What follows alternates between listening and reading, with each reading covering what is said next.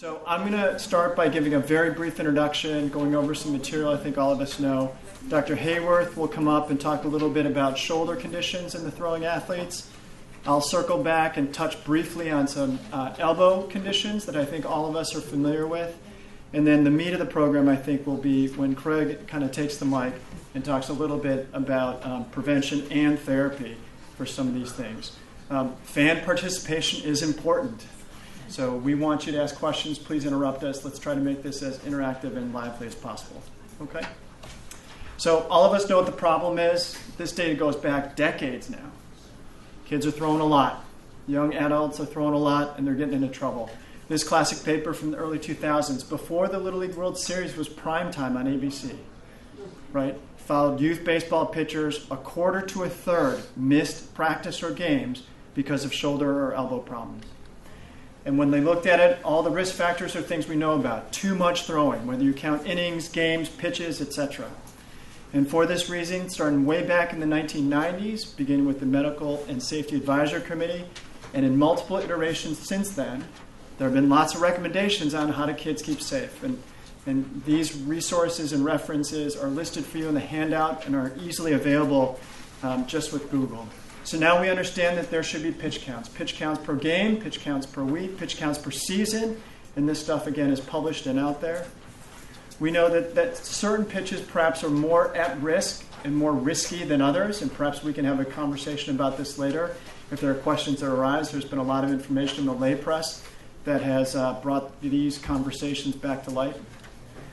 We know that over time the rules have had to be modified. There are now pitch counts for 7-year-olds because our society is changing.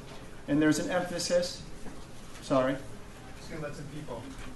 Come on in. I'm getting in the way. Lots of seats in front. Please come on in. A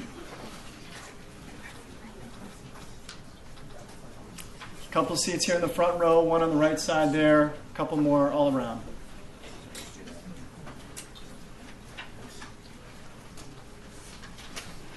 Good. So we're talking about the prevalence of the problem. We're talking about recommendations that are widely available on prevention, not only in terms of pitch counts per game or pitches per year, but even how much rest athletes should get and how a pitcher can't come out of a game and just simply take a new position where he or she throws more or farther or harder. Some of the emphasis today will be on prevention. I think it's important to follow the rules. I'm going to just offer, as a bit of an introduction, some brief biomechanical cues that all of us, as different types of providers, can use as we assess our throwers and counsel our patients and or athletes. And so I'm just going to highlight briefly this study that came out of the Curl and Jobe Clinic in Southern California, where they looked at a host of adolescent pitchers, had them throw some fastballs in the lab, and looked at mechanical parameters that increased torques and stresses on the shoulder and the elbow when they threw. And these were meant to be very easy visual cues that actually any parent, any coach, any physician, any therapist, any provider could cue in on. So one of the things that this and other studies have identified is that much of the throwing motion the velocity generates comes from the core and the lower body. And in all these diagrams that I'm going to depict, the preferred technique is depicted on the left, and the bad habit is on the right. So in general, we like people to load their legs and load their pelvis, lead with their hips a little bit in the early part of the pitching motion. We have throwers keep their hand in a strong or top position rather than a weak or more supinated position. At the time where the front foot or the stride foot hits the ground, we like to have the elbow in its highest position during the course of delivery. Again, these are biomechanical things that have shown to decrease the torques and stresses on the shoulder and elbow during the throwing motion. We like for our throwing athletes to have relatively closed shoulders. So if the target is here, keeping their shoulder closed as opposed to opening up too early in the throwing motion. And lastly, we want that stride foot pointed towards their target as opposed to bailing out with a right-handed thrower putting their foot towards first base. So again, as a way of introduction, we know this is a very prevalent problem. Lots of us have patients that are dealing with upper extremity injuries. We need to be aware of the rules and follow the rules. I hope that at least those brief comments and one of the references in the handout can cue you in on some simple biomechanical principles and simple cues that you can use as you counsel your patients. And I think we'll talk more about this later. I know with Ben and Craig, we want to just be advocates for our athletes and our patients. Tell them not to throw with pain, and certainly come see us if there are any mechanical symptoms, which we'll hear about. So with that, as a brief introduction, I'm going to have Dr. Hayworth come to the podium, and he's going to talk for a few minutes about shoulder-related troubles. Okay, thanks, Don. And the emphasis of the day is prevention, and that was a nice summary on the principles that we want to embrace. And really, we're going to try to have Craig show us as much as possible about treatment and prevention. But we have to just understand the problems we're dealing with. So we'll start with the shoulder, and really what we see in young throwers is little league shoulder, internal impingement, and slap tears, although that's a little bit controversial, so we'll jump into that. I have no disclosures. So what is little league shoulder? It's also known as proximal humeral epiphyseal lysis, which is really a fancy way of saying that the proximal humeral physis is seeing an overuse phenomenon. So excessive and repetitive rotational or torque or shear forces are being imposed on the physis, often through sort of poor mechanics or just too many throws. So it leads to cartilage inflammation, or really a physeolysis or an epiphyseolysis, and changes to the periphyseal bone. So probably dysvascularity of the bone next to the physis and an early osteolysis. We know it affects kids ages 11 to 16 or so, but really it's exclusive to the skeletally immature throwing population. So you have to have an open physis to have little league shoulder. So pitchers are the most at-risk group. We do see it in catchers. It's pretty rare in the other positions, but we've actually looked at this in our series in Boston and found it even in some tennis players, young tennis players. The clinical history is usually a complaint of just diffuse or lateral shoulder pain. It can be a variety of complaints, but really shoulder pain, pain with throwing, pain with pitching, sometimes even pain at rest is the common complaint. So it usually is not preceded by trauma. So it's not a traumatic injury. It's a chronic overuse phenomenon. That being said, a lot of kids will come in after sort of a seminal throw or an acute event where that's where their pain really got bad. That may just be an acute strain on the chronic condition, but we want to make sure there hasn't been a concomitant injury or something more serious. The physical exam findings are also pretty variable. There's no single test or pathognomonic sort of constellation of findings like a Lachman and a pivot shift for an ACL. The common findings, however, tend to be pain with extremes of range of motion, weakness, often with a resisted abduction, though that may just be due to pain, so you want to differentiate those, whether it's true weakness, perhaps due to an early cuff tear or a mild cuff tear. And then altered or abnormal arc of range of motion is a common finding, though not universal.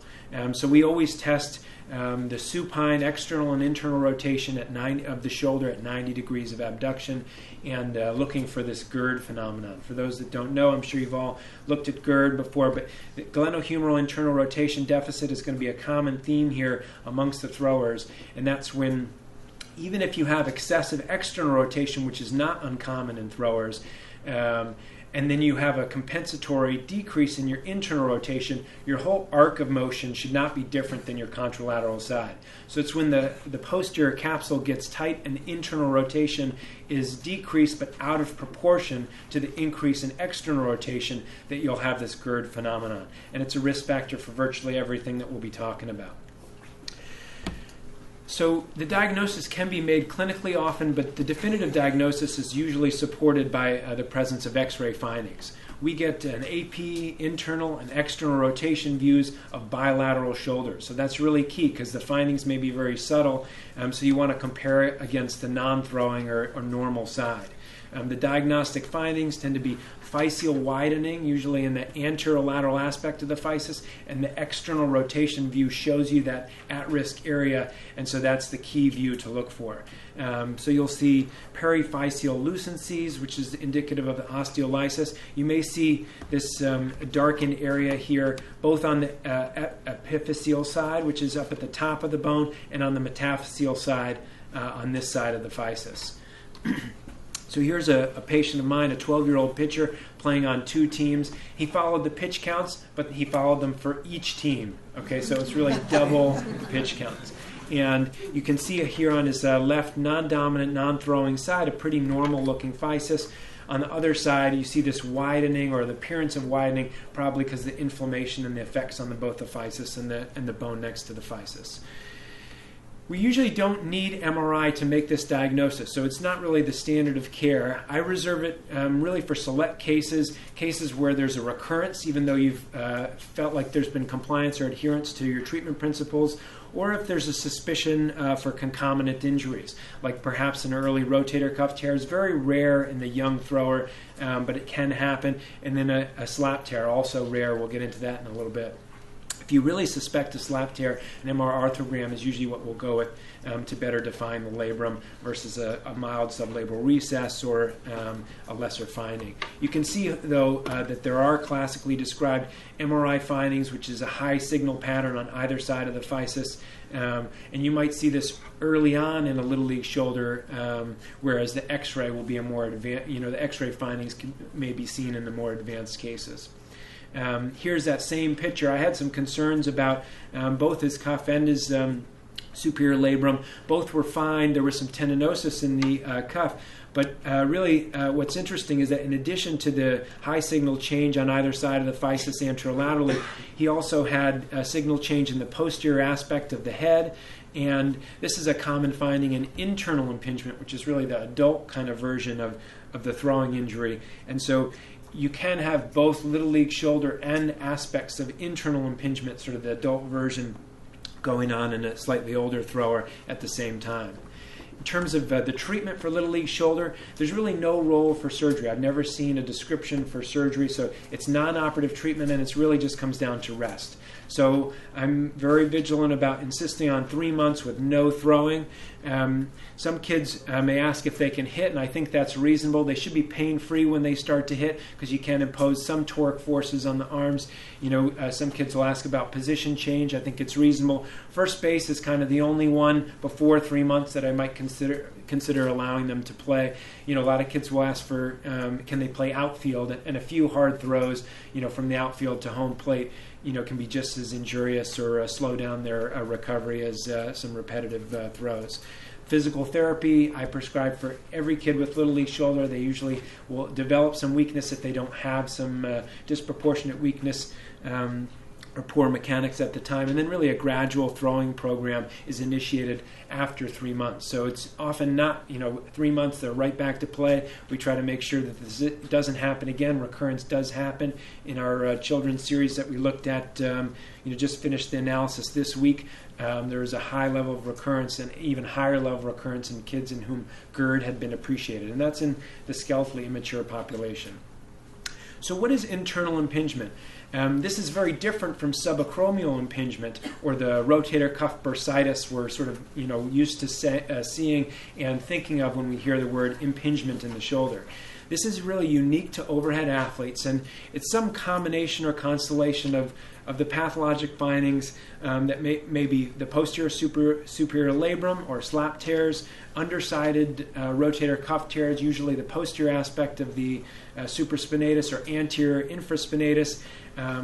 Glenohumeral internal rotation deficit is almost universal in this internal impingement group in whom these tears are developed. And then sixth scapula syndrome or scapular dyskinesis we see quite a bit.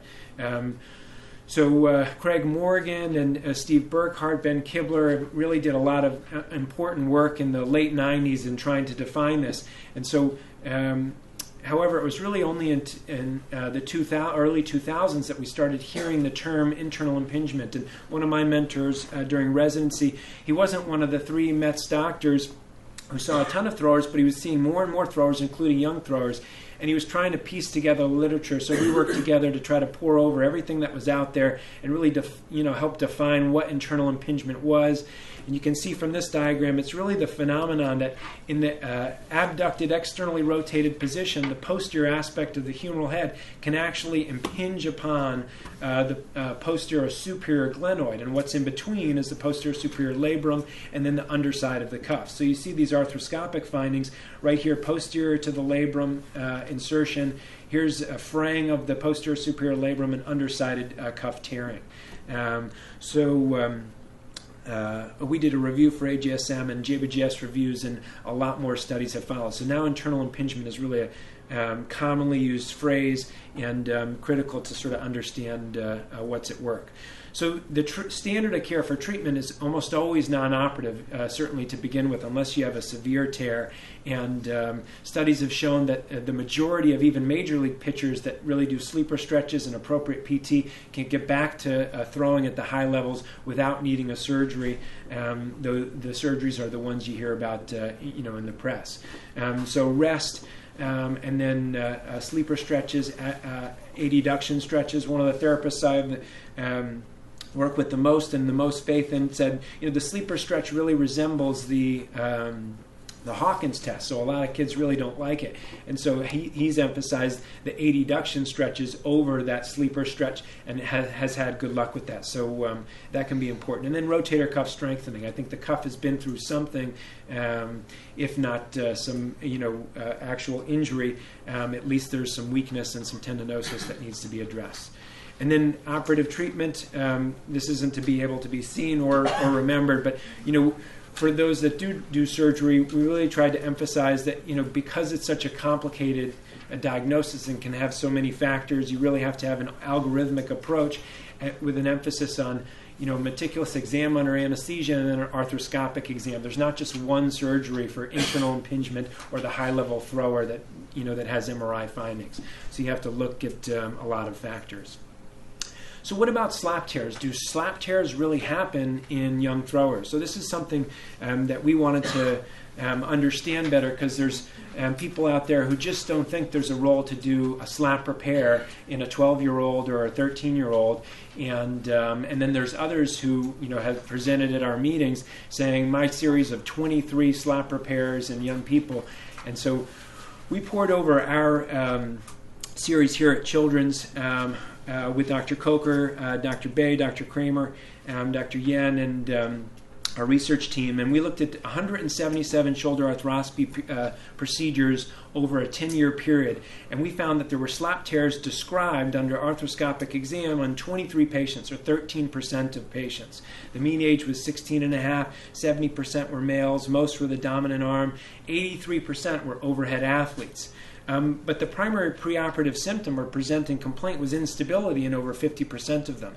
And so what we found was isolated slap tears or repairs were done or seen in only 6 patients, or 3.4% of our overall cohort. 50% of those went on to need a reoperation, 2 of the 3 of them for instability, subtle instability patterns. And so perhaps the underlying instability was really the primary cause of the symptom, and it was a mild type 2 slap tear, or maybe just not even a real one. So perhaps the real rate is more like 2%. And then slap tears or superior labral tears plus an instability finding, like an anterior labral tear, posterior labral tear, that was 75% of our slap cohort, or 19 patients. And they had only a 17% reoperation rate, none of which were for slap repairs. 2 of those 17 were pitchers. So really the conclusion of our study was that isolated slap tears, though rare, do occur in adolescent athletes, but they may occur at less than half the rate of adults, and that 6% is from other adult studies looking at a whole bunch of shoulder arthroscopies. When they do occur in isolation, they're most common in the overhead athletes and pitchers, and pain, not instability, is a presenting complaint. Most cases of slap tears in adolescents actually occur with instability, a traumatic dislocation, and so a careful preoperative and intraoperative assessment is critical to find subtle instability patterns if you think there's a slap tear there, and to optimize the treatments of surgical treatment. So prevention is the key with all of these. And as Don mentioned, really the pitch counts, adherence to the USA Baseball Guidelines. Don put together this fantastic 2-page baseball injury prevention worksheet here that we give to all our throwers coming through the Boston Children's Clinics. They're available on our website, and we're happy to send you some. The marketing folks love to send a whole packet of these if you're interested for your clinics. And I think that also this Andrews study from AJSM had a really important table and really their safety recommendations for adolescent baseball pitchers, which is to avoid pitching with arm fatigue, avoid pitching with arm pain, and avoid pitching too much. That's really the pitch counts. But really to monitor pitchers in whom the following characteristics are seen or reported, which is pitchers who regularly use NSAIDs. Okay, that's sort of a red flag. Regularly starting pitchers, pitchers who throw at over 85 miles per hour, taller and heavier pitchers, and then pitchers who warm up excessively at high velocities, and those who participate in showcases. So those are the ones to watch, or perhaps get involved in throwing programs and keep an eye on. Proper mechanics, as Craig's going to orient us to, stretching, lower velocity warm-ups, and then there's controversy with curveballs and sliders, but we believe in the sort of age-based approach to introduction of these pitches. Thanks very much.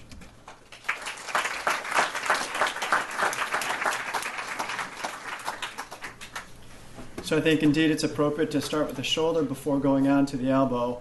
All of us, I think, are familiar with the concept of the kinematic chain, which states that everything that happens distally is in some sense a byproduct of what's happening proximally. So any problems in the shoulder mechanically will affect what happens in the elbow, wrist, and hand. And so it's a great introduction to some of the brief comments I'll make about the elbow. Just out of curiosity, and this I think will also serve as a nice segue to Craig's comments. By show of hands, how many people here have taken care of a young growing athlete with GERD? And of the people who raise their hands, how many people have had the frustration of trying to stretch these athletes out and find that they don't get better? Anyone have that trouble? It's an interesting thing, and we'll talk about this later, but I think prevention here is really important. There's been some papers in the past 5 years that have suggested that GERD in the young growing athlete is not only due to soft tissues being tight, but actually bony changes. And so the spirit of this little breakout session beyond prevention is really important, because in the younger at-risk throwers, oftentimes we can prevent or circumvent real bony changes that are going to handcuff in our abilities to make them better, either with therapy or surgery. That being said, I'm just going to talk briefly about 2 elbow conditions, and we'll go right into Craig's piece of this program. I'm going to talk about both medial epicondyle apophysitis as well as osteochondritis dissecans. So we know, and all of us are aware, that there are extreme forces on the elbow that happen during pitching, including compression or pushing on the lateral side of the elbow, as well as tension or pulling on the medial side of the elbow. And while if you read the sports pages or if you have older throwers, most of the pub is about ulnar collateral ligament injuries in adults and Tommy John operations that result thereof. We know that kids are not just small adults. And so the growing athlete's different. And one of the main differences in the growing athlete is they're growing. There are growth plates and secondary centers of ossification.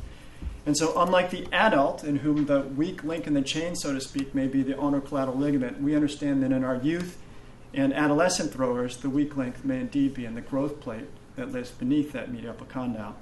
And excessive stress on this growth plate can lead to apophysitis. Not surprising.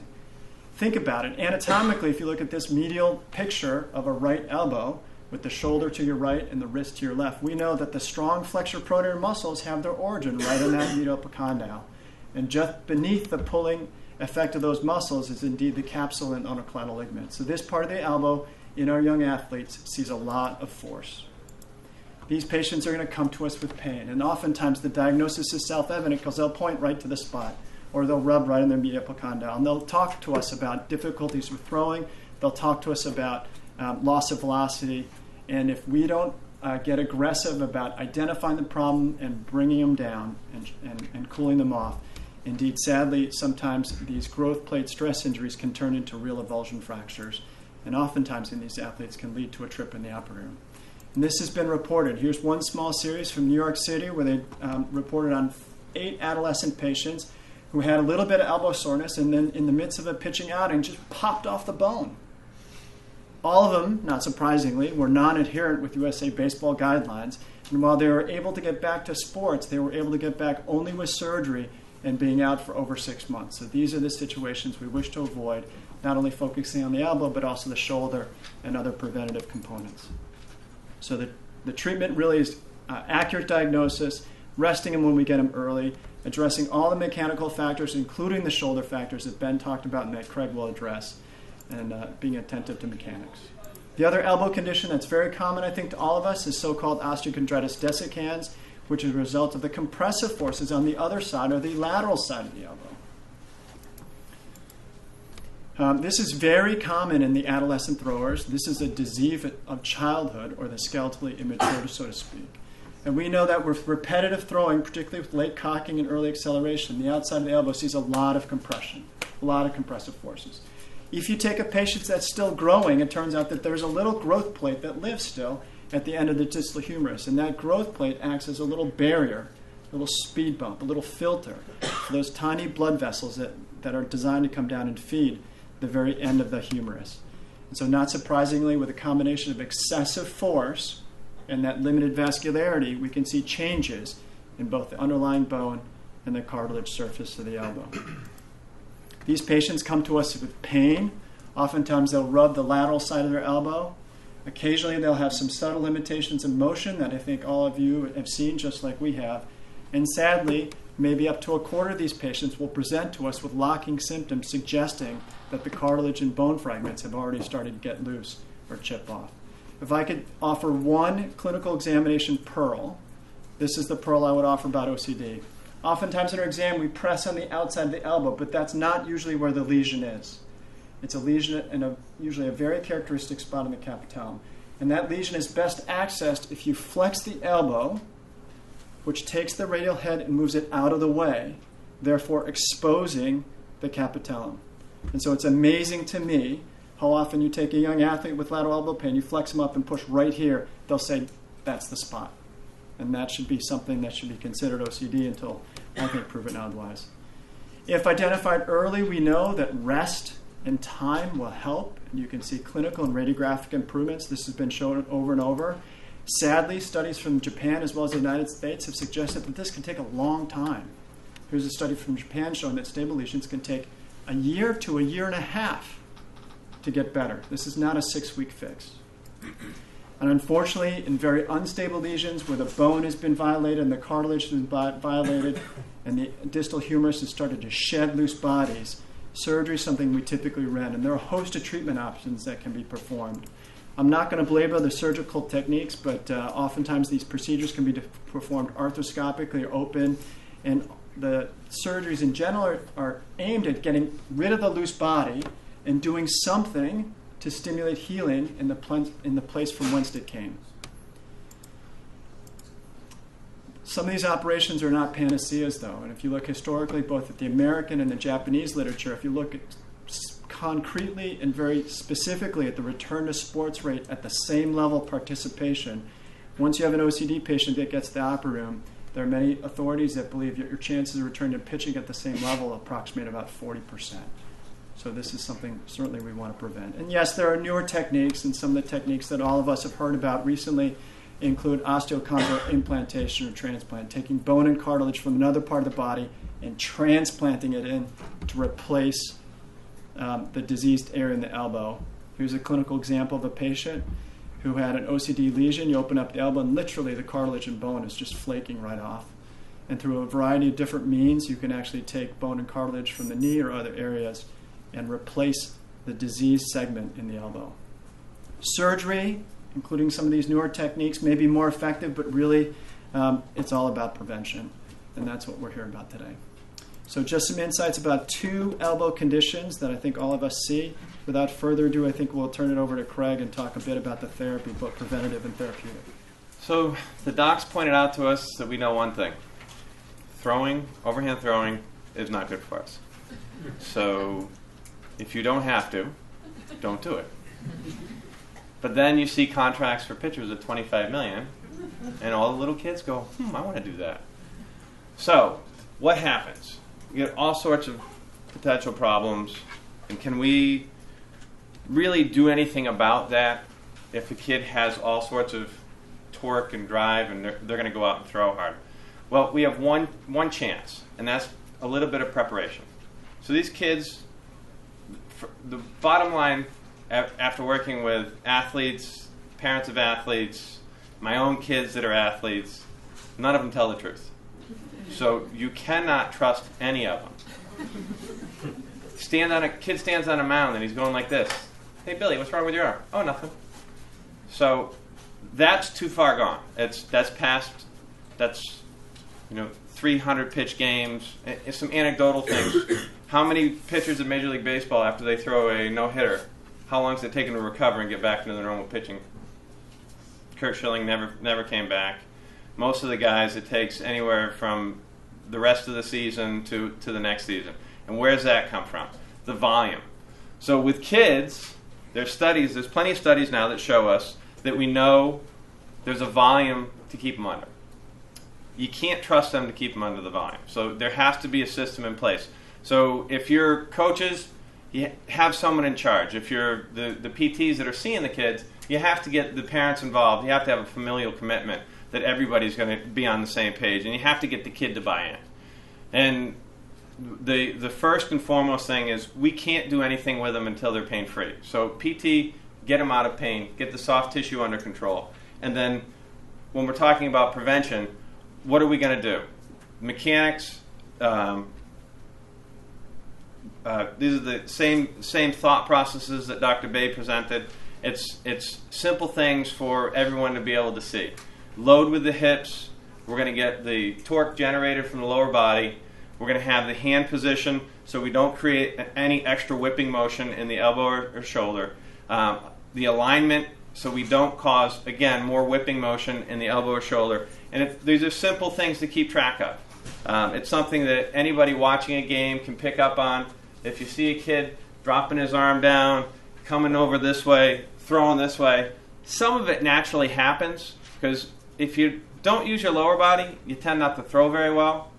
So you tend not to be on the mound very long. Coaches they still want to win it in that regards.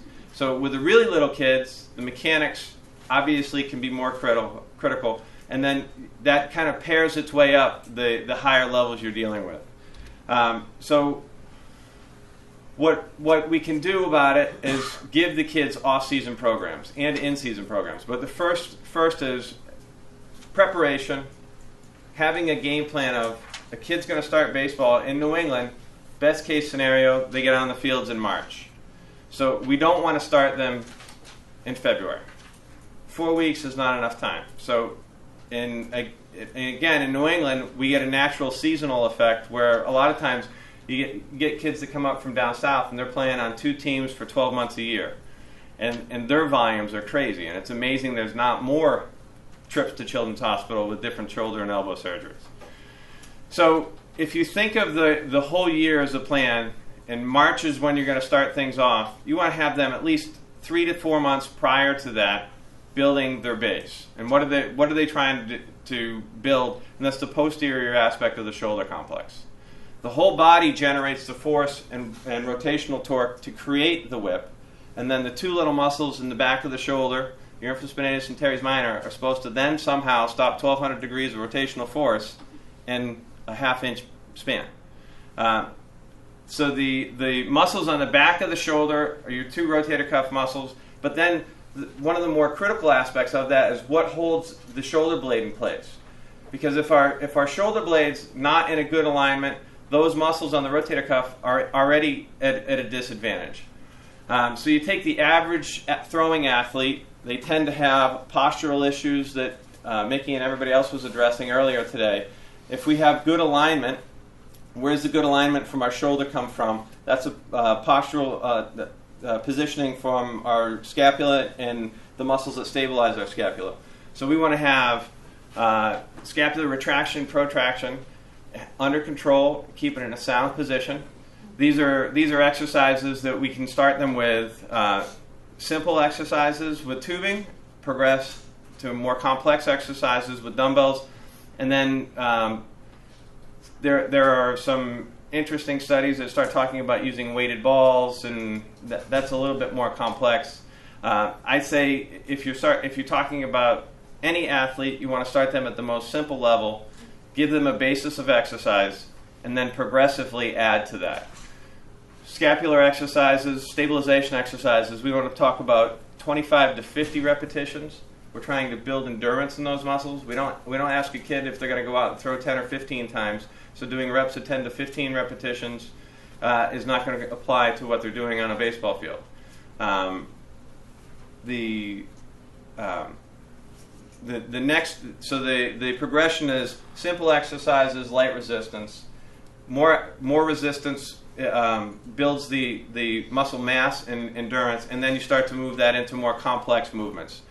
So isolated exercises for scapular stabilization, a rowing motion, an extension motion, horizontal abduction, all can be done with either tubing or dumbbells, and then we'll take that into more complex movements. Everybody's seen the throwers 10, where you're going to do I's, T's, and Y's. Start that. You can do that with either resisted bands, dumbbells. You can do that from a bench position, gymnic balls, anything that's going to help improve not only their muscular endurance, but also their position sense and posture along the way. The rotator cuff, clearly we have to balance internal rotation with external rotation. There tends to be a 2-to-1 ratio of internal rotational strength. That being just in the brain of the shoulder itself, with the rotator cuff, think about the torque that's generated from the body as we go through the loading phase in a pitching motion, and if the external rotators are already at an imbalance, now they have a much more difficult time keeping up with the torque created from the lower body. The supraspinatus isolated in a full can position versus a empty can position. Empty can is how you're going to do an impingement test. Dr. Jobe years ago showed on EMG that a full can activates the supraspinatus equally. That way you can take away any potential impingement as you're doing that. Rotator cuff exercises that then combine movements. There is an interesting video on YouTube that shows a dynamic way to eccentric load the posterior shoulder complex with a band in a lower inferior position. You get up into the cocking phase of the shoulder, and you eccentrically control it on the way down, step back over, unload it, get back into this position, load it by taking an extra step away, holding that into the cock phase, and then eccentrically allowing it to go down as well. Starting with light repetitions and increasing the endurance, the number of repetitions as you can tolerate it.